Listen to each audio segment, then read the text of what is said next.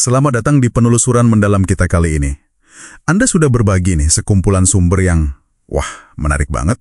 Mencoba membedah prinsip di balik kesuksesan finansial yang sering banget dikaitkan sama etnis Tionghoa ya, khususnya di Indonesia. Betul, sumber-sumber ini mencakup banyak hal ya, dari nilai budaya, praktik bisnis, sampai ke pola pikir. Ya, dan tujuannya kan bukan mau generalisasi ya, itu penting banget kita garis bawahi. Tapi lebih ke, apa sih yang bisa kita pelajari dari prinsip-prinsip ini? Skalanya itu loh yang bikin penasaran. Ada sumber yang bilang, populasi 45% di Indonesia, tapi dilaporkan menguasai sekitar 75% perusahaan yang go public. Lumayan mencengangkan kan angkanya? Jadi mari kita bedah bareng deh. Setuju. Dan yang perlu kita ingat dari awal, sumber-sumber Anda ini menekankan banget kalau ini tuh bukan soal genetika atau semacamnya. Bukan itu ya. Bukan. Ini lebih ke sistem budaya, prinsip hidup yang ya terbukti gitu ya, bisa mendukung akumulasi kekayaan. Dan ini bisa dipelajari. Jadi kita fokus ke gimana dan kenapanya aja ya, bukan sekedar anekdot. Oke, siap. Mari kita mulai dari yang paling dasar mungkin ya, yang diungkap sumber-sumber Anda. Soal pola pikir dan disiplin. Ada keyakinan kuat kalau uang itu nggak boleh diem. Nggak boleh nganggur ya? Iya, harus bekerja, harus berkembang terus. Bahkan ada satu sudut pandang menarik nih. Pengeluaran bisnis itu dilihatnya bukan kayak biaya biasa. Gimana tuh? Hampir semuanya dianggap investasi untuk masa depan. Beda banget kan cara mandangnya? Wah, itu fundamental sih. Jadi setiap pengeluaran itu ada potensi baliknya gitu ya. Dan ini nyambung nih, kata sumber Anda, sama gaya hidup hemat yang, konsisten banget. Konsisten ya kuncinya. Iya, ada yang nyebut angka tabungan bisa sampai 70% pendapatan. Gila, itu butuh kontrol diri yang luar biasa. Banget. Ditambah lagi katanya pencatatan keuangannya super teliti. Dipisah jelas gitu ya, mana uang pribadi, mana uang usaha. Sekecil apapun usahanya ya. Dan ini penampilan katanya seringkali tetap sederhana aja, meskipun udah sukses. Nggak pamer gitu. Nah, terus ada lagi nih, dorongan kuat buat mandiri secara finansial dari muda. Katanya ada rasa malu gitu kalau udah dewasa tapi masih bergantung sama orang tua. Bener gitu ya? Iya, sumber-sumber Anda melukiskan itu. Kayaknya itu jadi semacam motivasi internal yang kuat banget. Jadi kalau kita rangkai ini ya, ini kayaknya jadi siklus. Siklus gimana tuh? Hemat kan, buat ngumpulin modal awal. Terus pola pikir uang bekerja tadi, bikin modalnya diputar terus. Diputar produktif ya? Betul. Nah, dorongan mandiri itu memastikan semangat ini nggak putus, lanjut terus antar generasi. Kayak sistem yang sengaja dirancang buat akumulasi dan reinvestasi terus-menerus. Oke, jadi nggak cuma mikir ya, tapi harus ada aksi nyata dan tahan banting juga ya. Sumber-sumber Anda juga menyoroti ini kan, semangat wirausaha yang tinggi. Banget. Berani mulai aja dulu, walaupun skalanya mungkin kecil banget awalnya. Nah, ini ada konsep yang menurut saya keren banget dari salah satu sumber. Ngelihat kegagalan itu bukan aib. Tapi sebagai tuition fee. Biaya kuliah. Biaya kuliah untuk pengalaman ya. Keren itu. Jadi kayak bayar buat belajar langsung. Iya, gagal itu ya bagian dari proses belajar. Udah dibayar malah.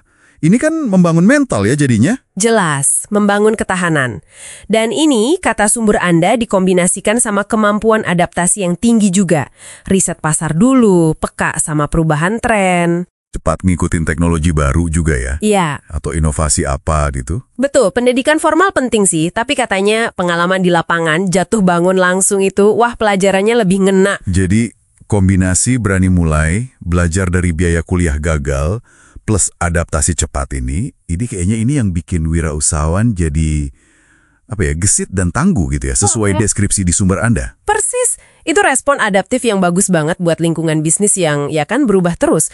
Ketahanan itu dibangun nggak datang tiba-tiba. Oke. Nah, ada dimensi ketiga nih yang juga nggak kalah penting. Disebut di sumber Anda. Relasi. Dan hal-hal lain yang mungkin nggak kelihatan langsung. Soal jaringan ya. Guansi atau kalau di sini mungkin lebih kenal Hopeng gitu ya. Iya. Itu kan bukan sekedar kenalan biasa aja kan? Jauh lebih dalam kayaknya. Sumber Anda menggambarkannya sebagai sistem hubungan timbal balik jangka panjang. Kuncinya di kepercayaan sama reputasi. Reputasi jadi aset ya? Aset paling berharga malah, kata sumber itu. Seringkali lebih penting dari modal uang.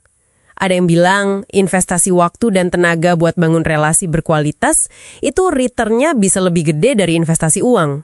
Wow, ini nyambung ke etika bisnis kayak Cheng Li nggak sih? Nah, itu dia, nyambung banget.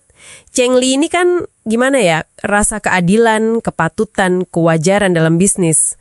Bukan cuma ikut aturan hukum, tapi ada etika menjaga harmoni hubungan juga. Menarik. Terus, gimana hubungan Cheng Li ini sama filosofi uang yang lebih dalam, yang juga disinggung sumber Anda? Ada dimensi spiritualnya juga katanya. Nih, bagian yang paling, bikin mikir sih dari materi Anda. Uang itu ternyata nggak dilihat cuma sebagai alat tukar material aja. Terus gimana? Ada dimensi simbolis, bahkan spiritual. Contoh gampangnya angpau pas Imlek. Itu kan artinya harfiah bungkusan penekan malapetaka. Ada fungsi protektifnya gitu. Oh iya ya, baru kepikiran. Ditambah lagi, kepercayaan kayak Hong Shui atau Feng Shui, sama hoki atau keberuntungan. Itu, kata sumber Anda, bisa beneran loh mempengaruhi keputusan bisnis. Sampai segitunya ya? Contohnya gimana?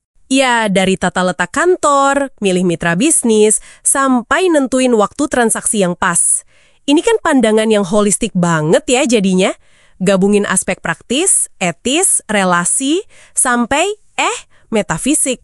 Jadi, kalau kita rangkum nih buat Anda yang dengerin, penelusuran dari sumber-sumber ini kayaknya mengungkap sebuah sistem yang berlapis ya. Ada pola pikir soal uang, disiplin baja, terus keberanian aksi dan belajar dari gagal. Kelencahan adaptasi juga. Kekuatan jaringan yang basisnya reputasi dan Cheng Li. Tamanya nih, seperti ditekankan salah satu sumber Anda, bukan berarti kita harus jadi Tionghoa ya. Bukan itu poinnya. Tapi lebih ke mengidentifikasi prinsip universal di dalamnya. Mana sih yang relevan buat kita?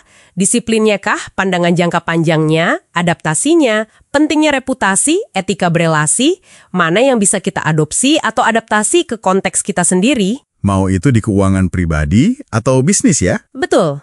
Kekayaan yang berkelanjutan itu kan, kata sumber tadi, ya hasil dari proses yang konsisten dan terencana, nggak simsalabim. Oke, nah sebagai penutup nih, ada satu pemikiran buat Anda bawa pulang dan renungkan. Sumber-sumber tadi kan nunjukin hubungan yang erat banget ya, antara finansial, etika, Cheng Li, bahkan sampai keyakinan yang sifatnya melampaui materi gitu, Hong Shui Hoki. Di dunia kita sekarang yang seringkali terasa mekanis banget, transaksional banget, kira-kira nih, apa ya imbal hasil tak terlihat yang bisa muncul kalau Anda coba secara sadar gitu mengintegrasikan nilai-nilai atau keyakinan Anda yang lebih dalam, apapun itu, ke dalam cara Anda ngelola uang atau menjalankan bisnis. Sesuatu untuk direnungkan mungkin ya.